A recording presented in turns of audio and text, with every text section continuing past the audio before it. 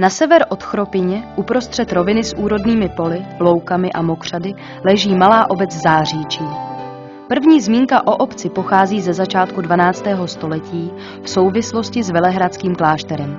Její název vystihuje polohu obce. Leží za řekami Moravou a Bečvou. Záříčí bývalo typickou hanáckou vesnicí s jednou ulicí a stodolami za humny. 30letá válka však obec značně zničila a postupně se stavěly ulice nové. Na návsi stojí kaplička svatého Floriana, rekonstruovaná budova školy i památník obětem světových válek.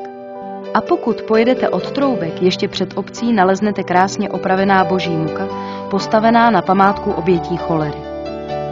V historii obce nebyly válka a nemoci hlavními tragédiemi. Daleko častější, s ohledem na polohu obce, byly povodně.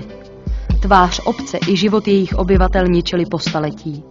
Poslední, v roce 1997, odsoudili k demolici 18 domů a dalších 32 jich bylo dlouhodobě neobyvatelných.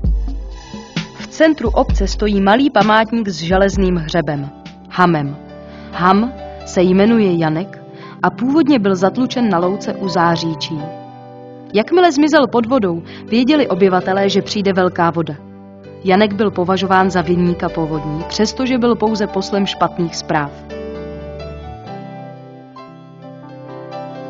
Voda však není v Záříčí jen nezvaným hostem.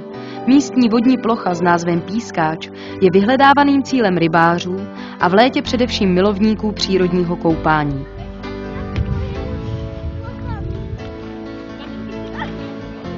Záříčí protíná oblíbená dálková moravská cyklostezka, vedoucí z Olomouce do Kroměříže. Nedaleké lužní lesy a upravené cyklistické trasy přímo lákají k projížďce ve stínu mohutných stromů.